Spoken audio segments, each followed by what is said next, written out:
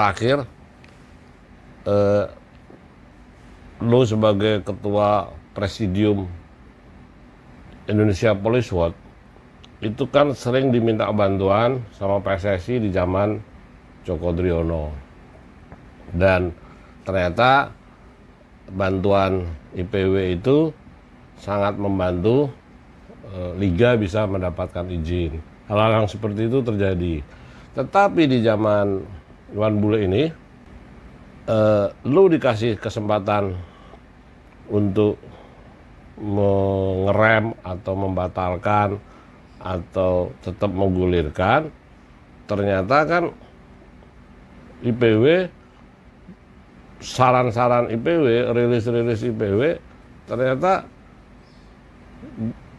diperhatikan sekali oleh lembaga polisi, sehingga rilis itu menjadi patokan Polri untuk tidak mengeluarkan izin, khususnya menjelang bulan 1 Oktober sama 1 November.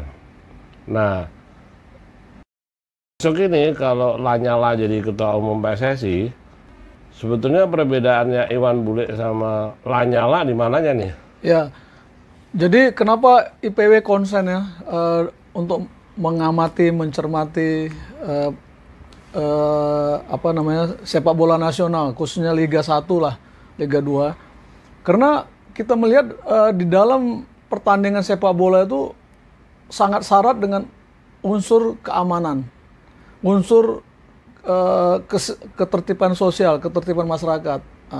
Sehingga kenapa tahun kemarin 2 kali kita mendorong atau merilis supaya liga itu dibatalkan oleh polisi. Karena kita melihat situasinya tidak kondusif. Ada pandemi, itu bisa membuat klaster-klaster baru, COVID. Kemudian dari sisi keamanan, kemudian keamanan masyarakat ya, kemudian kenyamanan masyarakat, ketertiban masyarakat itu akan terganggu.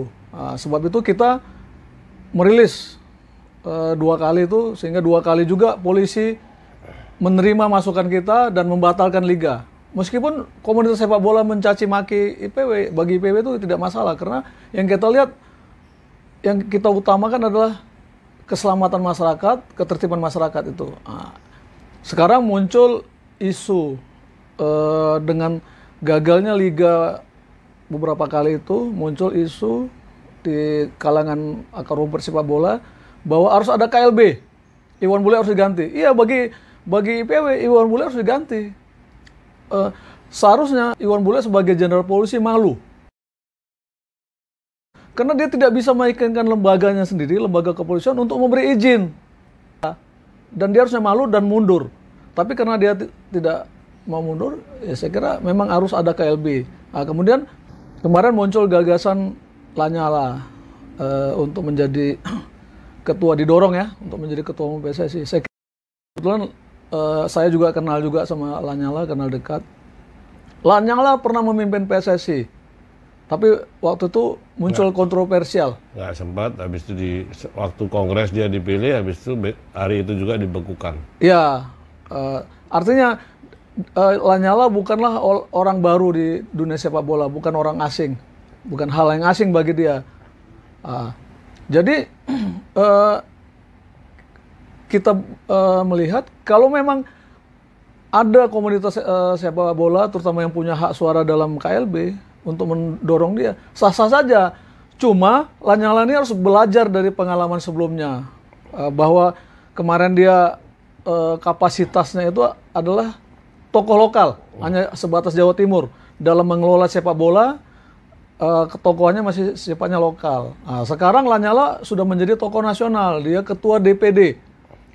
Sehingga tentu wawasan dia itu lebih berkembang, sikap dia tentu berubah, kemudian wacana apa segala macam lah ya, saya kira pasti berkembang.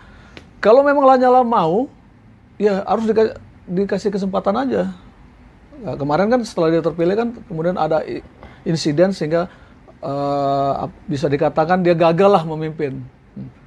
Saya kira nggak ada masalah dikasih kesempatan lagi. Dikasih kesempatan untuk memimpin sepak bola, tapi dia harus mengubah sikap perilaku dia, cara memimpin dia ketika dia menangani sepak bola Jawa Timur.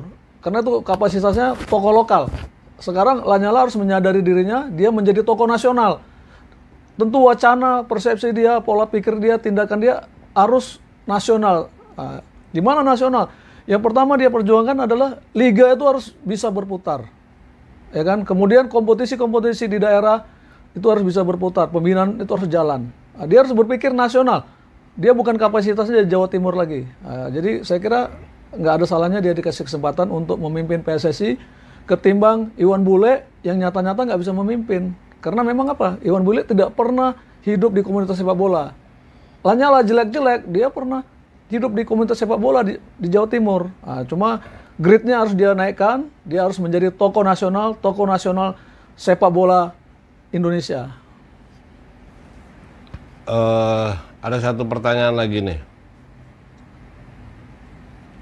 Iwan Bule sebagai orang yang pernah 35 tahun berada di dunia kepolisian, itu minta izin saja sama lembaga dia, itu nggak dapat. Kita nggak tahu kenapa bisa nggak dapat. Tetapi kalau Lanyala, gitu ya, kalau Lanyala ini dengan posisi dia yang sekarang sebagai ketua DPD, itu derajatnya untuk mendapatkan izin ke polisi versi IPW gimana? Ya, jadi ketika Iwan Bule gagal mendapatkan izin, dia sebagai Jenderal Bintang 3 Purnawirawan, tapi dia tidak bisa meyakinkan institusinya Polri, itu berarti kegagalan dia sebagai Jenderal, kegagalan dia sebagai Ketua PSSI yang tidak mampu. Disinilah seharusnya komunitas sepak bola nasional, orang-orang yang punya suara di PSSI melihat bahwa Iwan Bule tidak punya kemampuan. Untuk meyakinkan institusinya dia tidak mampu untuk mendapatkan izin, gitu ya. Apalagi yang diharapkan oleh PSSI sama dia, gitu ya. Ya mungkin selama ini orang melihat dia memimpin di kepolisian juga bermasalah, sehingga komunitas kepolisian, lembaga kepolisian tidak mengeluarkan izin ketika dia sebagai ketua PSSI meminta izin pertandingan. Jadi artinya dia kalau rapot, Iwan Bule itu rapot merah untuk PSSI maupun untuk lembaga kepolisian. Kalau udah rapot merah, tidak bisa dipertahankan lagi. Bagaimana dengan Lanyala?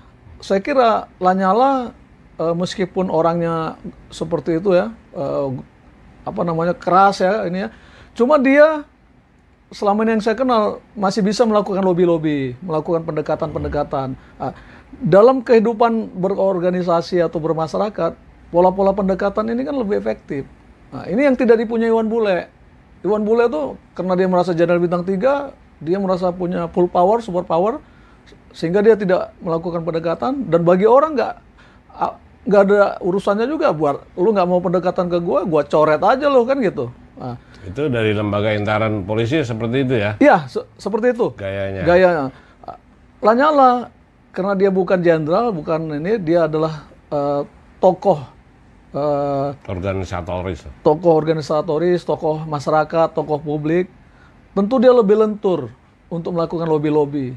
Apalagi dia berhasil menjadi ketua DPD. Ini kan berkat lobby-lobby dia. Apapun lobby yang dia lakukan, tapi dia kelihatan lebih lentur, lebih bisa pendekatan ke berbagai anggota DPD sehingga dia terpilih menjadi ketua. Ini kan luar biasa.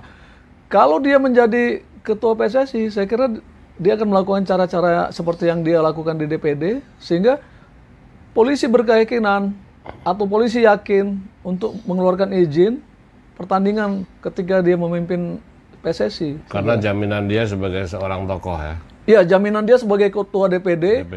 Dan sikap dia yang lentur dan mau melakukan pendekatan secara persuasif, dan kapasitas dia DPD ini juga kan bukan kapasitas ece-ece, ya kan? Dia itu kan satu kelas dengan ketua MPR gitu ya, sama ketua DPR gitu ya, sekelas lah sama ketua. Jadi saya kira kalau dibandingkan kapasitasnya Iwan Bule sama Lanyala, lebih tinggi kapasitasnya Lanyala daripada Iwan Bule. Nah, kalau memang dia mau maju, saya kira ya komunitas sepak bola, terutama orang-orang yang punya hak suara di sepak bola di PSSI, yang nggak ada salahnya memberi kesempatan ke dia. Itu lebih bagus ketimbang dipimpin oleh jenderal polisi yang tidak punya kemampuan untuk meyakinkan institusinya. Ya kan? Yeah. Ini raport merah nih. Raportnya merah dia, raport merah di polisi, raport merah di sepak bola. Nah, kalau dia sudah punya 2 raport merah, terus mau apa lagi yang diharapkan? Saya kira harus segera KLB ganti. Gitu. Oke. Udah. Ada beberapa catatan lah. Ya, dari tulisan-tulisan gue selama ini. Iwan Bule sejak terpilih 2 November 2019, dia sudah melakukan pelanggaran-pelanggaran statuta. Dia sudah mengangkat di dalam struktur itu tidak ada wakil sekjen, dia memilih ada karena saudaranya, ya kan. Janji-janji dia bahwa semua anggota Liga 1 dapat 15, anggota Liga 2 dapat 5 miliar, anggota Liga 1 dapat 1 miliar.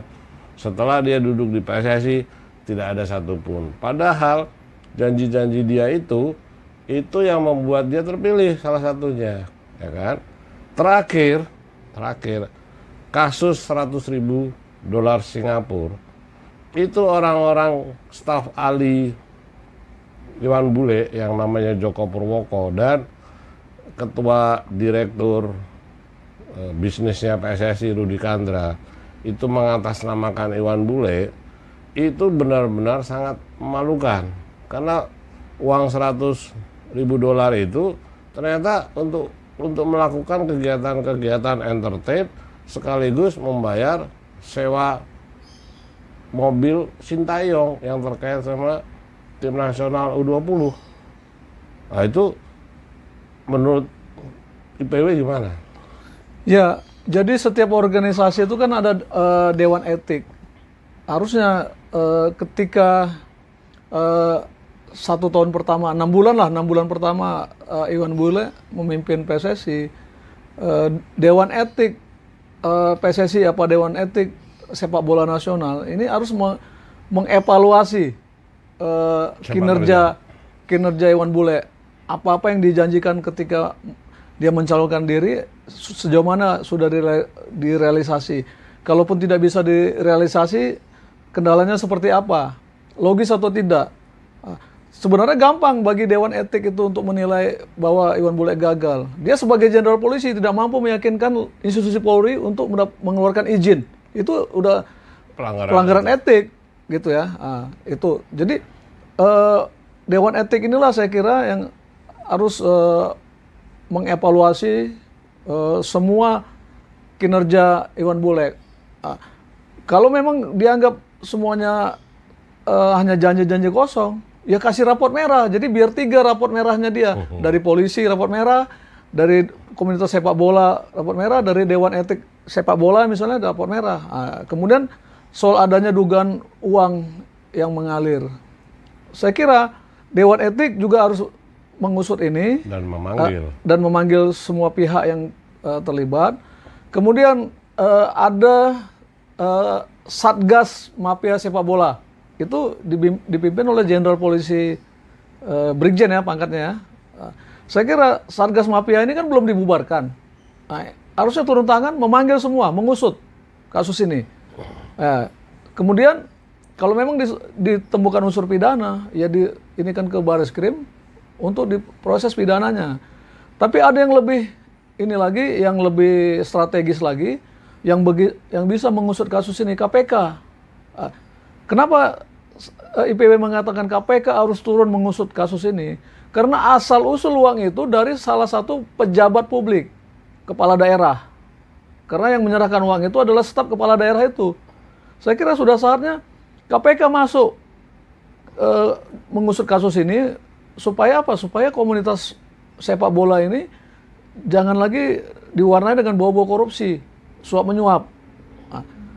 KPK harus masuk mencari tahu kenapa kok kepala daerah itu sampai memberikan uang begitu banyak. Apalagi disebut-sebut uang itu masih DP. Iya. Nah, kemudian itu berkaitan dengan jabatan-jabatan tertentu. Jabatan tim manajer. Ya, jadi KPK harus turun tangan.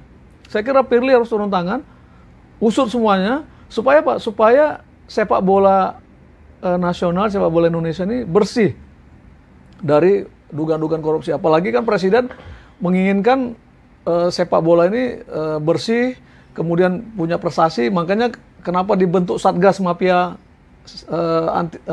Satgas Mafia sepak bola ya, yang dipimpin oleh Brigjen polisi.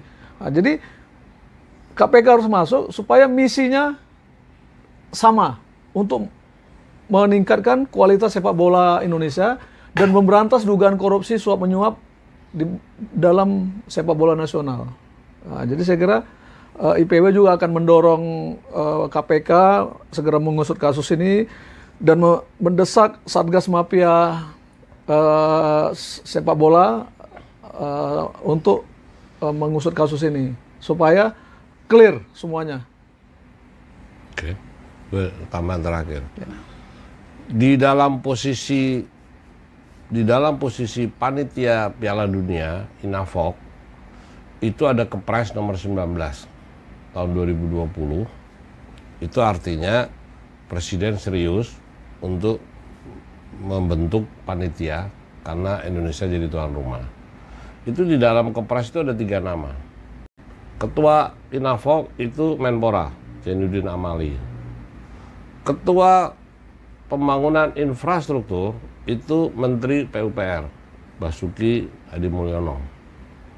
Ketua Pembinaan Prestasi Tim Nasional U20 itu Ketua Umum PSSI Iwan Bule. Ketika Iwan Bule melakukan pelanggaran etika karena terkait suap menyuap aliran dananya itu untuk entertainnya Iwan Bule, itu kan sama aja dia menampar Jokowi. Menurut lu gimana? Iya, jadi Kepres itu dikeluarkan Jokowi menunjukkan bahwa Jokowi sangat peduli, sangat serius untuk menata sepak bola nasional. Keseriusan ini harus ditindaklanjuti oleh Jokowi, oleh pemerintah Jokowi dengan adanya kasus dugaan korupsi di sepak bola atau suap di sepak bola. Jokowi harus perintahkan Satgas turun, KPK turun, diusut.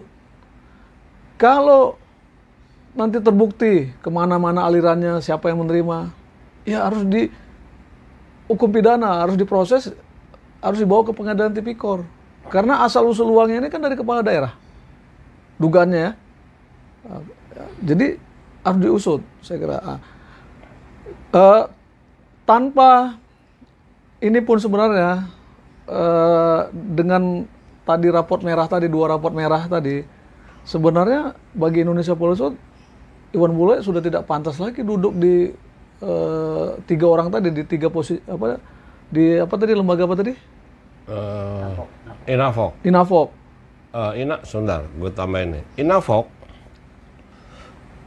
karena itu dibentuk oleh pemerintah lewat Kepres, itu seluruh anggaran tim nasional, mau uji coba, persiapannya, pemanggilan pemain, pencoretan pemain, semua biaya pelatih dan turunannya ofisial, itu seluruhnya dibiayain oleh pemerintah. Itu yang pertama. Terus ketika ribut-ribut setelah PSSI mendapat 56 miliar, itu ada pesan dari Jokowi kepada pemerintah, kepada Menpora, kalau masih kurang, jangan segan-segan kasih. Minta tambah. Oke. Ketika ada pernyataan, ada statement dari Jokowi seperti itu, tiba-tiba ada uang $100.000 Singapura yang receh-receh untuk cari duit kepentingan mereka-mereka. Padahal seluruh kepentingan tim nasional U20 kalau kurang ditambahin. Tapi karena pertama mereka sudah presentasi 56, artinya kenapa KPK harus turun tangan? Karena uang negara yang 56 itu juga terseret. ini bener nggak sih ini 56? Jangan-jangan 56 kurang, atau jangan-jangan ada sukses fee nih dari oknum-oknum lembaga Menpora, sehingga KPK harus turun tangan. Iya. Jadi berbagai kecurigaan itu memang wajar ya. Mengingat amburadulnya sepak bola nasional, mengingat adanya aliran dana yang masuk dari kepala daerah ya. Sama uang negara tadi. Ya, itu harus diusut. Tapi anggaran negara yang dikeluarkan untuk persiapan tadi, untuk 3 orang untuk lembaga Inahok yang dipimpin 3 orang tadi, itu harus diaudit BPK. Segera diaudit. Kalau kemudian nanti Menpora juga terlibat, dugaan terlibat misalnya, dari hasil audit BPK itu, ya saya kira semua orang, ketiga orang itu harus segera diperiksa KPK, ditelusuri kemana aliran dananya, apakah ketiga orang itu Menpora, kemudian Menteri PUPR, kemudian Ketua Umum PSSI terlibat dalam penyalahgunaan dana itu, ya harus ditahan KPK, harus masuk peradilan tipikor dan dilempar ke Sukamiskin. Jadi jangan dibiarkan, karena kalau ini dibiarkan, ya sama aja pembiaran penyalahgunaan anggaran negara. Nah, sebab itulah BPK harus segera mengaudit untuk memastikan apakah ada penyelewengan di sana, apakah ada penyalahgunaan uang negara. Nah, hasil audit itu ya harus diambil KPK atau diserahkan ke KPK, atau kalau misalnya mereka nggak mau menyerahkan ke KPK, serahkan ke IPW, biar IPW yang buka ke publik dan mendorong KPK mengusutnya.